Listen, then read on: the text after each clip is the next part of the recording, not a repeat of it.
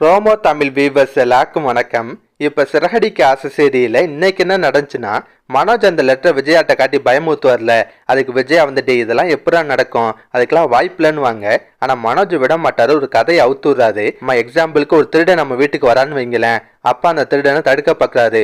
ஆனால் அவன் ஒரு பெரிய கத்தியை எடுத்து அப்பாவை குத்தி கொன்னுட்டான். அதை பார்த்தா உங்களுக்கு நெஞ்சொலி வந்து நீங்களும் செத்துட்டீங்க. இப்போ முத்து சும்மா இருப்பானா?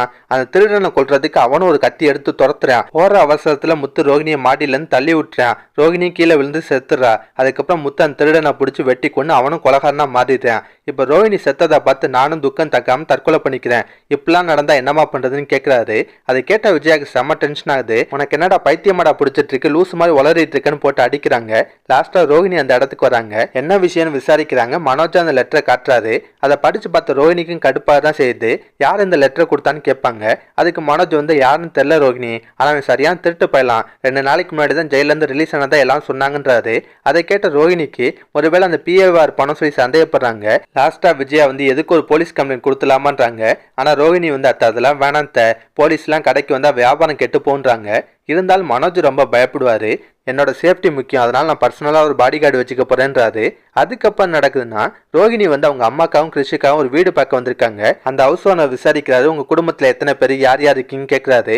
ரோஹிணி அவர்த்தையும் போய் தான் சொல்றாங்க, என் ஹஸ்பண்ட் துபாயில் இருக்காரு, நானே எங்க அம்மா பையன் மட்டும் தான் இங்கே தங்க போறேன்றாங்க. லாஸ்டா வீடெல்லாம் பார்த்து பேசி முடிச்சுறாங்க. ஹவுஸ் ஓனர் வந்து 1 லட்ச ரூபா அட்வான்ஸ், 20,000 ரூபா மாசம் வாடகைன்றாரு. ரோஹிணி 2 நாள் அந்த பணத்தை கொண்டு வந்து தரேன்றாங்க. இப்போ வித்யா ரோஹிணி கிட்ட 2 நாளைக்குள்ள அவளை பணத்தை எப்படி ரெடி பண்ணுவான்னு கேட்பாங்க. அதுக்கு ரோஹிணி வந்து வேற என்ன பண்றது, மனோஜிட்ட தான் வாங்கணுன்றாங்க. இப்படியே உங்க சொந்த செலவுக்கு அண்ணாமலையோட பணத்தை மொத்தமா முடிச்சு விட்டுருவாங்க போல. லாஸ்டா நடக்குதுன்னா, முத்தோட ஃப்ரெண்டு செல்வா இருக்கார்ல, அவர் பட்ட பகல்லே குடிச்சிட்டு வந்து போதையில கிடப்பாரு.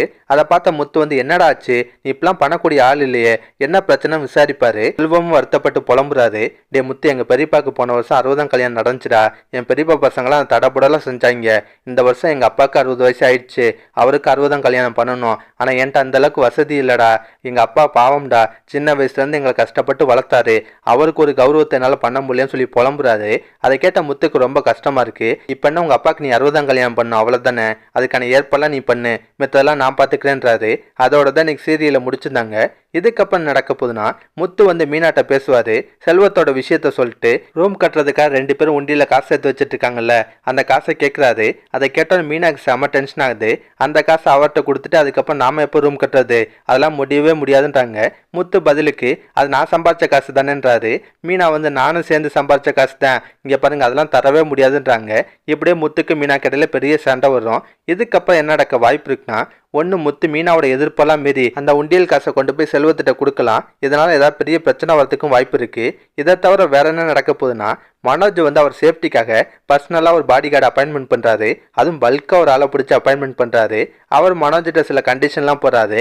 ரெகுலராக அவர் சாப்பிட்ற ஐட்டத்தெல்லாம் ஒரு பெரிய லிஸ்ட்டாக கொடுப்பாரு. அதை பார்த்த மனோஜுக்கு ஷாக் ஆகும். கடைசியாக மனோஜ் வந்து, சரி இந்த வேலைக்கு நீங்கள் கரெக்டான ஆள் நான் எப்படி நம்புறது, நீங்கள் எப்படி என்னை ப்ரொடெக்ட் பண்ணுவீங்க, உங்கள் ஸ்ட்ரென்த் என்ன, எல்லாத்தையும் ஒரு சாம்பிளாக காட்டுங்கன்றாரு. பதிலுக்கு அந்த பாடி கார்டு வந்து அவர் ஸ்ட்ரென்த்தை நிரூபிக்கிறதுக்காக மனோஜை தூக்கி கரகரன்னு சுற்றி விட்டு எறிவார். இதுக்கப்புறம் நடக்கும்னா, மனோஜ் வந்து அந்த பாடி கார்டோட எனி டைம் சுற்றிட்டு இருப்பார். அவர் இவருக்கு பாதுகாப்பு கொடுக்குறேன்னு சொல்லிட்டு சில காமெடிலாம் பண்ணுவார். இந்த மாதிரி சீன்லாம் அடுத்தடுத்த எபிசோடில் வரலாங்க. இதெல்லாம் பற்றி உங்கள் கருத்தை நான் மறக்காம கமெண்ட்டில் சொல்லுங்கள். இந்த வீடியோ பிடிச்சினா ஒரு லைக்கை தட்டுங்க. நம்ம channel promo Tamil review subscribe பண்ணலாம். ப்ளீஸ் கை சப்ஸ்கிரைப் பண்ணிக்கோங்க. நான் உடனே கொண்டு சீரியல் அப்டேட் கொடுத்துட்டே இருக்கேன். Bye guys.